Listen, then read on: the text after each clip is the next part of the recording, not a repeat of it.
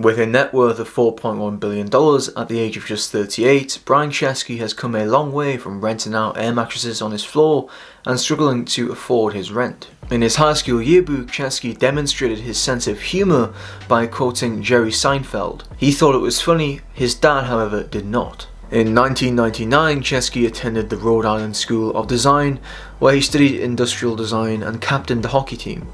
During his time there, he also met future Airbnb co-founder Joe Gebbia. According to Gebbia, after graduation, he pulled Chesky aside and said, "Before you get on the plane, there's something I need to tell you. We're going to start a company one day and they're going to write a book about it." Chesky then moved to LA to work in industrial design. However, he realized early on that it wasn't something that he wanted to do for the rest of his life. He remembers working with entrepreneurs on small projects and asking himself, why are they doing that and not me? And realizing that he needed to take the risk. So he moved to San Francisco with Gebbia. In October 2007, a designers conference in San Francisco meant that all the hotels were sold out. Chesky and Gebbia were struggling to afford rent for the month, and Gebbia pitched Chesky the idea to rent out space for those who couldn't find a place to stay. Here is the original email, which is essentially the email that started Airbnb. The roommates ended up housing 3 people at their house that weekend, offering up air mattresses and floor space. Each guest paid $80 to stay on the air mattress. Realizing the potential of their idea, a few months later, Gebbia and Chesky were joined by their engineering friend, Nathan Blechowicz. Blechowicz himself has a pretty interesting story. During high school, he made money by creating his own software business.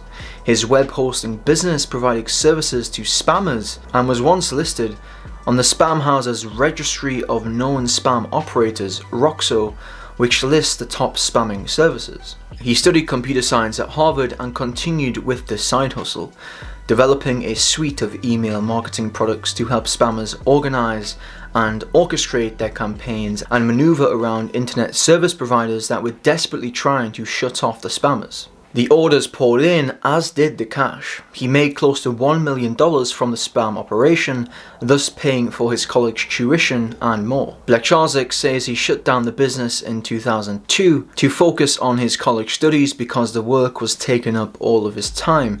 This was all legal, by the way, as the federal Can Spam Act, that made sending or facilitating spam a federal crime, wasn't passed until 2003.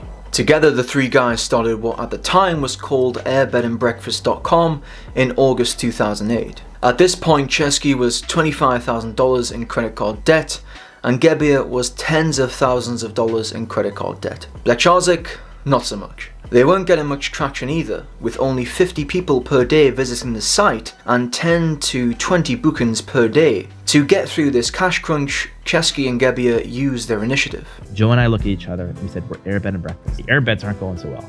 Maybe breakfast will. As we thought, what if we could sell breakfast? Maybe we can make some money. What's a non-perishable breakfast? Cereal. And so we thought, the presidential campaign's coming up. We just launched the DNC. What if we created a Barack Obama themed breakfast cereal? And we thought, what would a Barack Obama themed breakfast cereal be called? Obama O's, like Cheerios, the breakfast of change. We thought, well, we want to be a nonpartisan website, so we'd also have to need a John McCain themed cereal. And that's a no-brainer. John McCain was a captain in the Navy, and so we came up with Captain McCain's, like Captain Crunch, a maverick in every bite. We ended up making 1,000 boxes of collectible breakfast cereal. We sold them for $40 a box. That $40K came at a cost though. We had to physically make the breakfast cereal ourselves, meaning we get a printed poster board and we had to fold it and hot glue it. No one told me I had to hot glue breakfast cereal. And they should call it burn glue because every time you get on you burn you. And I had a perfect 1-to-1 ratio of burn to box. And so I literally had to hot glue 1,000 boxes of cereal. At one point in the middle of the night, I remember reading, I wonder if when Mark Zuckerberg started Facebook, he had to hot glue breakfast cereal. The answer was no, and this was not a good sign. However, it was certainly worthwhile, as it was this stunt that won them funding from Paul Graham, a respected venture capitalist. Graham wasn't buying their pitch until Gebbia showed him the Obama O's box. When he saw the box and heard the story, he was impressed. "You guys won't die, you're like cockroaches." And so Graham accepted Airbnb into his Y Combinator seed funding program. Shortly after joining the program, Graham gave them some advice that would prove crucial. And he asked us, where's your business? And I go, what do you mean? Like, where's your traction? I go, well, we don't have a lot of traction. He goes, well, people must be using it. I said, there's a few people in New York using it. And he said something I'll never forget. He said, so your users are in New York and you're still in Mountain View? I said, yeah. He said, what are you still doing here? And I go, what do you mean? He said, go to your users, get to know them, get your customers one by one. And I said, but that won't scale. If we're huge, we have millions of customers, we can't meet every customer. And he said, that's exactly why you should do it now. Because this is the only time you'll ever be small enough that you can meet all your customers, get to know them, and make something directly for them. They followed his advice to the letter, commuting from Mountain View to New York and knocking on the doors of their hosts. However, they needed to find an excuse to get into their homes. Knock, knock. Hello. Hey, this is Brian, Joe. We're founders. We just want to meet you. It's a little creepy just to knock on the door unannounced. We needed excuses to get in their home. So they came up with an offer that the host couldn't refuse. We'd send a professional photographer to your home and photograph your home. Of course, we didn't have any money and we couldn't employ photographers. So Joe and I, we'd show up at their door and they're like, wow, this company's pretty small. This period was pivotal for their later success, as they were able to get feedback from early users and produce a handcrafted experience, addressing the initial pain points and iterating from there. In 2009, they shortened their name to Airbnb. In that same year, they picked up a $600,000 seed investment from Sequoia Capital. Chesky describes it as going from eating only leftover cereal to ramen profitable. By 2011, Airbnb was already in 89 countries and had hit 1 million nights booked on the platform. That same year, Airbnb joined the Unicorn Club, as some of Silicon Valley's biggest VCs put $112 million into the startup, valuing it at over $1 billion. Shortly after, they had some controversy to contend with. One host had their place completely trashed, and other hosts were starting to complain about guests throwing rages. Let's go. Let's go. We're doing this together. What? You guys aren't going to get hyped? I'm sorry? You're not getting hyped Is there with me? here? What? Any events or?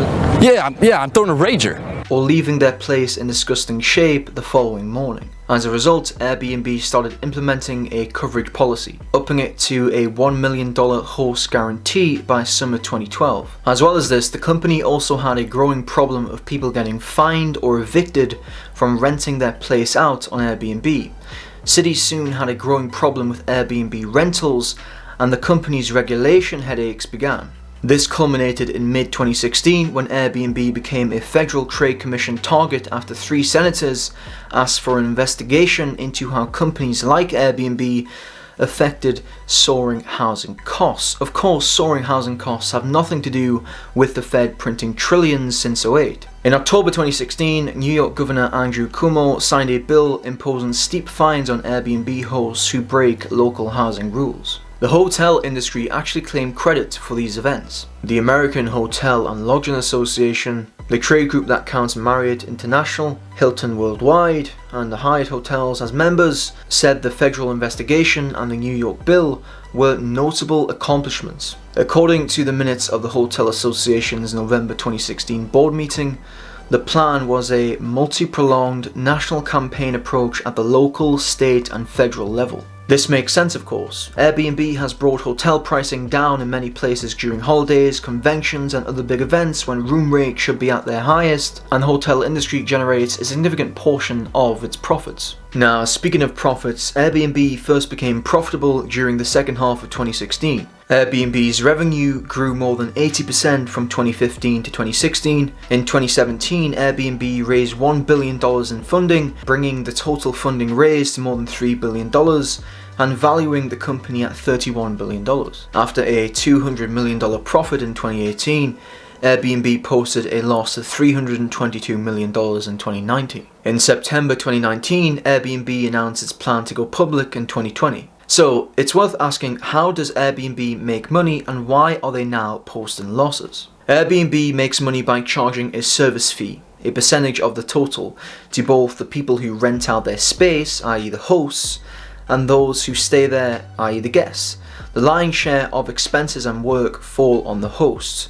They buy or rent the property, coordinate with guests, clean up after them, while Airbnb collects fees. Obviously, they are posting losses because their expenses are exceeding their revenue, but there are 4 main expenses eating away at their bottom line. The first of which is safety. Airbnb has dealt with a string of safety issues over the years. Last October, Vice uncovered a nationwide scam that exploited guests by switching their housing last minute and gouging them for higher prices. Not long after this Vice investigation, Airbnb announced that it planned to spend $150 million on safety initiatives, including verifying its 7 million listings for accuracy and quality, creating a 24/7 safety hotline, and a manual screening of high-risk reservations flagged by our risk detection models. The company has also tied employee bonuses to safety metrics. Secondly, we have tech and admin costs. What makes Airbnb valuable is the platform itself, and the Wall Street Journal reported that Airbnb is spending $100 million to upgrade this tech platform. The company's admin costs, running headquarters, legal, accounting, and human resources, have grown substantially to $175 million in Q3 2019. Next up, we have marketing. Now, it's typical for companies to spend a lot of money on marketing ahead of an IPO as they try to grow their business and convince investors to buy their stock. While that marketing might help future growth, it does eat into current profits. Last year, it was reported that Airbnb doubled its losses in the first quarter of 2019 to $306 million, thanks to major spending on marketing. The company spent $367 million on sales and marketing that quarter, a 58% jump from Q1 2018. Since it is a private company, Airbnb doesn't break down its financials, but it's likely that marketing is still eating into profits. Finally, we have acquisitions. Airbnb has made a number of high-profile acquisitions recently, including hotel booking site Hotel Tonight last spring, as well as Urban Door, a competitor geared at longer-staying business customers last summer. These purchases are all geared at turning Airbnb into a full-fledged travel company rather than simply a home-sharing service. Many of these are one-time expenses. Unlike many tech unicorns, Airbnb was profitable before, so pending any future catastrophes, perhaps Airbnb can make money once again. What are your thoughts? Are you an Airbnb bull or bear? Also, if you've had a very good or very bad experience even using Airbnb, please feel free to comment below. And for more compounded valuable content, subscribe and like.